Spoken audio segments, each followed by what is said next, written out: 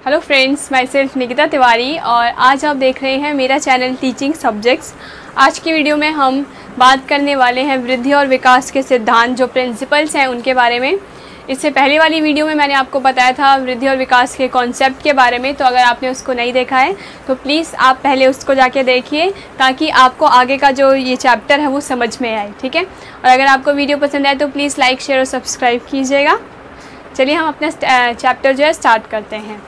देखो, आज के जो चैप्टर है हमारा वृद्धि एवं विकास के सिद्धांत के बारे में, principle of growth and development, ठीक है। इसमें हम क्या करेंगे, जितने भी हमारे प्रिंसिपल्स हैं वो हमने यहाँ पे लिख दिए हैं। इसके अलावा भी अगर आपको याद हो जाती हैं प्रिंसिपल, सिद्धांत याद हो जाते हैं तो आप उसको भी पेपर में लिखना। जितना ज़्यादा से ज़्यादा हो सके आप लिखना और उसको एक्सप्लेन करना, ठीक है। यहाँ पर मैं आपको इनका मीनिंग कॉन्सेप्ट बता दूँगी, उसके बाद जाना है आपको अपनी बुक उठानी है और उसको पढ़ना है ताकि आपको वो एक बार में पढ़ने पर ही समझ में आ जाए, ठीक है। अभी से हम अपना सिलेबस स्टार्ट करेंगे तो एंड तक आपका जो सिलेबस है वो अच्छे से पूरा हो जाएगा। तो देखो, वृद्धि और विकास की जो सिद्धांत क्या होते हैं। सिद्धांत वो चीज़ें होती हैं जो पहले से काफ़ी सारे एक्सपेरिमेंट करने के बाद, काफ़ी सारी चीज़ें देखने के बाद डिसाइड किया जाता है कि हाँ, हर चीज़ में या फिर किसी भी चीज़ जिसकी बात हम कर रहे हैं उसमें फर्स्ट लेवल पर, सेकंड लेवल पर, थर्ड लेवल पर क्या क्या चेंजेस होंगे और वो सब में सेम ही होंगे। वो हम काफ़ी टाइम उस पर रिसर्च करने के बाद कोई चीज़ जब निकालते हैं तो वो हमारा सिद्धांत बन जाता है। जैसे कि साइंस में बनता है कोई सिद्धांत, कोई प्रिंसिपल, कि जो ये न्यूटन्स लॉ था, जो उसमें क्या था कि सेब जो है आसमान से नीचे गिरा, और ये सबको पता है कि कोई भी चीज़ जो है वो ग्रेविटेशनल फोर्स की वजह से, गुरुत्वाकर्षण बल की वजह से कोई भी चीज़ जो है वो पृथ्वी पर ही आके गिरेगी, ठीक है। तो ये सिद्धांत था उनका, ये उनका प्रिंसिपल था। तो वैसे ही जो भी बच्चे के वृद्धि विकास से रिलेटेड जितने भी साइकोलॉजिस्ट थे, जितने भी मनोवैज्ञानिक थे जिन्होंने ये सारी चीज़ें रिसर्चेस की थी बच्चों के ऊपर, तो उन्होंने कुछ सिद्धांत निकाले कि जो बच्चा है वो जन्म से लेकर मरने तक उसमें जो भी चेंजेस आते हैं उनका क्या सिद्धांत रहता है, किन के बेसिस पे वो चेंजेस उसके अंदर आते हैं, वो सारी चीज़ें होती हैं और उनको मिला के ये सिद्धांत बनाए गए ताकि आपका जो कॉन्सेप्ट है वो क्लियर हो सके। जो लोग जिन्होंने ये रिसर्चेस नहीं किया उनको पता चल सके कि जो बच्चे का विकास है वो कैसे हो रहा है, ठीक है। तो ये सारी चीज़ जो है सब में सेम रहती हैं। अब हम इनको लाइन बाय लाइन देख लेते हैं कि कौन से सिद्धांत थे। फर्स्ट है कि निरंतरता का सिद्धांत।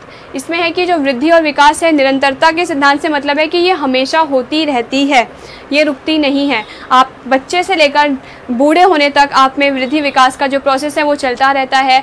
अब ऐसा तो नहीं है कि आप छोटे ही रह जाते हो, आपका मानसिक विकास नहीं हो पाता। हाँ, वो जो है जो केसेस होते हैं जैसे कि चिल्ड्रंस होते हैं स्पेशल नीड वाले, उन स्टूडेंट के साथ ऐसे केसेस हो सकते हैं। लेकिन जो नॉर्मल है सिद्धांत मतलब जो सब पे लागू होता है, ठीक है, एक दो एक्सेप्शंस को छोड़कर।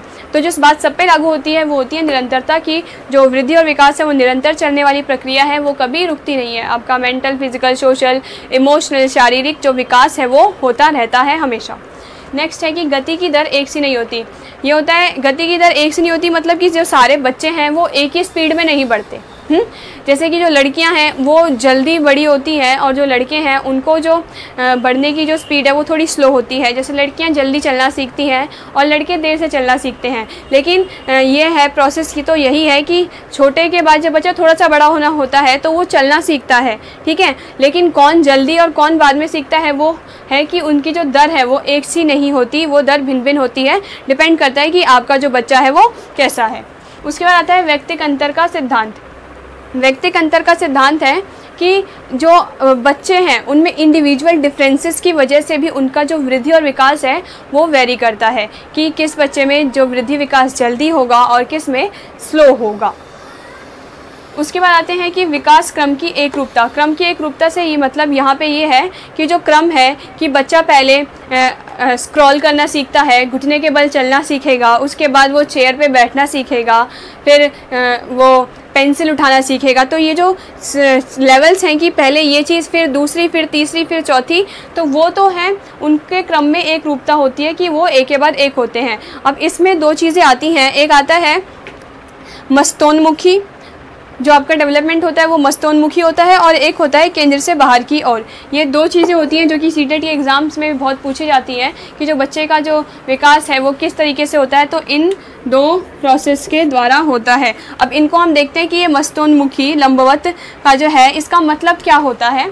तो देखो, इसका मतलब ये होता है कि जो बच्चे का विकास है वो सर से लेकर बाकी शरीर के तक जाता है। जैसे स्टार्टिंग में छोटे बच्चे होते हैं उनका जो सर है उनकी बॉडी से बड़ा होता है, मतलब कि एक बहुत बड़ा भी नहीं होता, लेकिन उनके जो बाकी शरीर के अकॉर्डिंग हम देखें, मेजरमेंट के अकॉर्डिंग देखें तो जो सर है वो बड़ा होता है और जो बॉडी है वो छोटी होती है। और जैसे जैसे बच्चा बड़ा होता जाता है उसका जो सर और बॉडी का जो बैलेंस है वो मेंटेन हो जाता है। ठीक है, उसके बाद इसमें बता रखा है केंद्र से बाहर की ओर में कि जो बच्चा है वो पहले मध्य से लेकर बाहर की ओर में बड़ा होना स्टार्ट होता है। जैसे कि बच्चा है वो पहले अपने हाथ से चीज़ें उठाना सीखेगा। ठीक है, चीज़ें उठाना सीखेगा, उसके बाद पहले वो क्या करता है, पूरे एक हाथ का यूज़ करके कोई चीज़ पकड़ने की कोशिश करता है। ठीक है, लेकिन जैसे जैसे उसमें डेवलपमेंट होगा वो अपनी उंगलियों का यूज़ करके किसी भी चीज़ को पकड़ना स्टार्ट करता है। तो वो आ जाता है इसके अंदर कि जो कि केंद्र से बाहर की ओर है, जिसको आपको अगर डायग्राम के थ्रू दिखाना हो पेपर में तो आप इसको ऐसी वाली पिक्चर से डिनोट कर देना। ठीक है, ताकि आपको थोड़े ज़्यादा मार्क्स मिल जाएं। उसके बाद आता है विकास के प्रारूप का अनुमान। विकास के प्रारूप का अनुमान ये कि हम किसी भी बच्चे को देखकर ये अनुमान लगा लेते हैं कि ये जो बच्चा है वो आगे जाके इसकी हाइट लंबी होगी, इसकी हाइट कम होगी। ठीक है, ये बच्चा पढ़ाई में इतना तेज़ है तो ये क्या IAS ऑफिसर बन सकता है या टीचर बन सकता है। ठीक है, तो वो देख के जो हम अनुमान लगाते हैं तो ये रूल यही बोलता है कि हाँ, हम बच्चों को देखकर उनके बात करने के तरीके, उनकी स्टडी के तरीके को देखकर हम अनुमान लगा सकते हैं कि जो बच्चा है वो कैसा होगा, या फिर उनके जो वृद्धि को देखकर, उसकी हाइट को देखकर बता सकते हैं कि आगे उसकी जो हाइट है वो और बढ़ेगी या नहीं बढ़ेगी। ठीक है, हमारे से विशिष्ट की और में आता है कि जो बच्चा है वो हर चीज़ को पहले सामान्य रूप से देखता है, जनरल तरीके से देखता है और उससे ही विशिष्ट तरीक़ों पे पहुंचता है। फॉर एग्जांपल, अगर बच्चे को कुछ चीज़ पकड़नी भी है तो फिर वो पूरे अपने हाथ का यूज़ करके उसे पकड़ने की कोशिश करता है। वो हाथ को ऐसे लेता है, उससे उंगलियों का यूज़ वो उतना करना नहीं जानता। ठीक है, लेकिन जैसे जैसे वो बड़ा होता है तो वो उंगलियों का यूज़ करना स्टार्ट करता है और उन उंगलियों से कोई भी चीज़ को ऐसे पकड़ने की कोशिश करता है। इसके साथ ही जो बच्चा ये क्या करेगा कि अगर उसको गुस्सा आ रहा है, अगर वो गुस्सा आ रहा है तो उस गुस्से को वो अपनी पूरी बॉडी को हिला के, रो के, चिल्ला के उसको अभिव्यक्त करता है। लेकिन वैसे ही आप जब बड़े हो जाते हो तो फिर क्या आप ऐसे ही चिल्ला के, रो धो के आप एक्सप्रेस करते हो अपने एक्सप्रेशंस को? नहीं। ठीक है, तो यही है कि जो हमारा जो विकास है वो विशिष्ट से सामान्य से विशिष्ट की ओर चला जाता है कि पहले जो काम हम पूरी शरीर को यूज़ करके कर रहे थे, अब हम वो अपने फेशियल एक्सप्रेशंस के थ्रू हम अपने गुस्से को शो कर रहे हैं। ठीक है, नेक्स्ट आता है कि प्रत्येक अवस्था में कुछ अपेक्षाएं होती हैं, डेवलपमेंटल टास्क होते हैं। जैसे कि अगर जो छोटा बच्चा है उससे हम क्या एक्सपेक्टेशन करेंगे कि वो जो है चिल्लाएगा, रोएगा, ये सारी चीज़ें उस बच्चे की विशेषताएं होती हैं जो एक छोटा सा बच्चा होता है। वैसे अगर बच्चा आपका 5 साल का हो गया तो हम उससे अपेक्षा करते हैं कि वो पेरेंट्स का थोड़ी हेल्प कर देगा, कोई किचन से कुछ सामान ले आएगा। ठीक है, या फिर कोई बर्तन उठा के दे देगा, गिलास, पानी का गिलास दे देगा, पढ़ने में ABCD उसको आ जाएगी। ऐसी चीज़ें जो हम बच्चों से अपेक्षा करते हैं कि इस स्टेज पे बच्चे को ये चीज़ें आ जाती हैं। वैसे ही किशोरावस्था में हम क्या एक्सपेक्ट करेंगे बच्चों से कि जो बच्चा है वो अपनी एजुकेशन में बढ़िया परफॉर्म करे, अपने खुद का प्रोफेशन के लिए कुछ आइडियाज़ निकाले, अपने पेरेंट्स की हेल्प करे। ठीक है, अपने कुछ आइडियाज़ दे, कुछ की जो थिंकिंग है वो थोड़ी बड़े इंसान की तरह होने लगे। ठीक है, तो ये सारी चीज़ें किसमें हमें पता चलती हैं कि अपेक्षाएं होती हैं हर अवस्था की। जो आप इसका नेक्स्ट चैप्टर होगा, नेक्स्ट के बाद जो नेक्स्ट चैप्टर होगा उसमें आपको बताना होगा हेविगस्ट के जो है डेवलपमेंटल टास्क की हर स्टेज में बच्चों से हमें क्या क्या अपेक्षाएं रखनी होती है कि जो 2 साल का बच्चा है वो क्या क्या चीज़ें करेगा, 3 साल का बच्चा क्या क्या चीज़ें करेगा, वो सब उसमें बता रखा है। तो वहाँ हम एक्सप्लेन में अच्छे से डिटेल में इसको देखेंगे। ठीक है, उसके बाद आता है कि विकास जो है लंबवत ना होकर वर्तुलाकार होता है।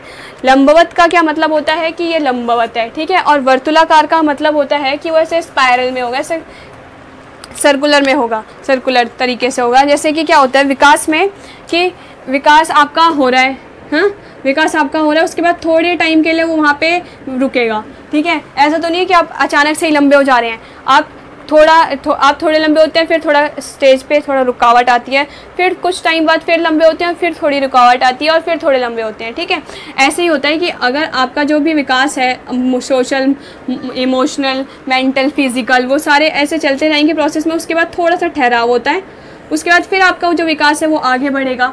ठीक है, उसके बाद थोड़ा ठहराव और फिर आगे बढ़ेगा। ठीक है, तो ये जो प्रोसेस है वो चलता रहता है।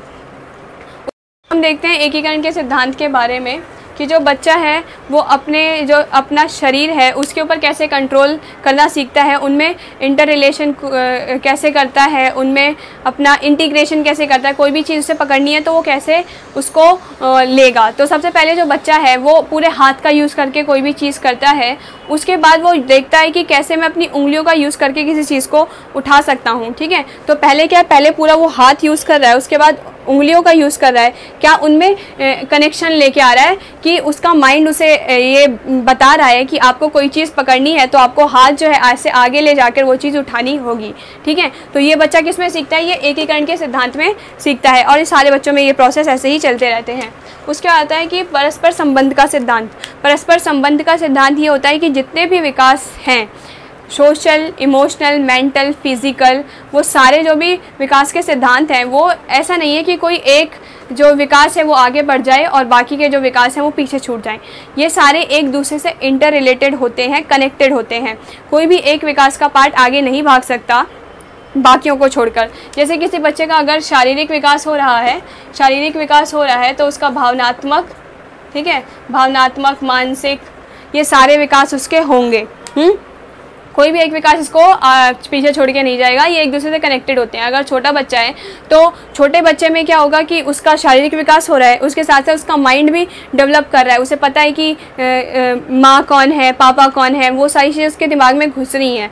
उसके बाद क्या हो रहा है कि वो इमोशंस को समझ रहा है, तो वो छोटे से ही वो सारी चीज़ें उसके अंदर आने लगती हैं और जैसे जैसे वो बड़ा होता है उन चीज़ों के जो एरिया है वो बढ़ने लगता है। ठीक है, पहले उसे बस एक दो इमोशंस पता थे, लेकिन जैसे जैसे बड़ा होता है उसे काफ़ी सारे इमोशंस के बारे में पता चल जाता है कि गुस्सा क्या है, हंसना क्या है, रोना क्या है, वो सारी चीज़ें उसको अच्छे से पता चल जाती हैं। ठीक है, तो ये थे आपके जितने भी थे सिद्धांत, वो सारे मैंने एक्सप्लेन कर दिए हैं इस वीडियो में और आशा करती हूँ आपको वीडियो पसंद आई होगी।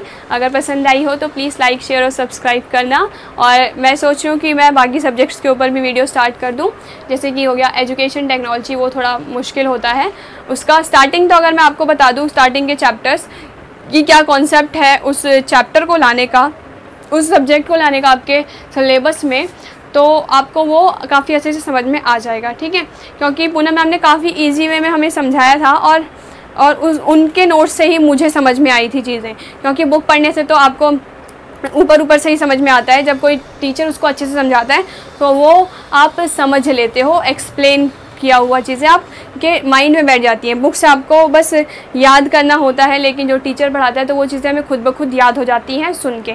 तो वही चीज़ें मैं आपके साथ शेयर करूँगी, ठीक है, नेक्स्ट वीडियो में। इसके बाद जो इसका नेक्स्ट पार्ट है जिसमें हम और चीज़ें भी देखेंगे, 3 पार्ट में होगी इसकी वीडियो। जो फर्स्ट पार्ट हो चुका है ये सेकंड पार्ट है और थर्ड पार्ट मैं और बना दूँगी। जो भी इसके बारे में एक्स्ट्रा चीज़ें होंगी वो उसमें होंगी, क्वेश्चंस कैसे आएंगे, वो आंसर्स आपको कैसे लिखने होंगे, वो सब हम थर्ड वीडियो में देखेंगे। ठीक है, उसके बाद हम इसका जो सिलेबस है CD का, चाइल्ड डेवलपमेंट का, वो आगे पूरा करेंगे। ठीक है, आपको वीडियो पसंद आए तो प्लीज़ लाइक, शेयर, सब्सक्राइब करना, सब्सक्राइब ज़रूर करना और शेयर भी करना। ठीक है, थैंक यू।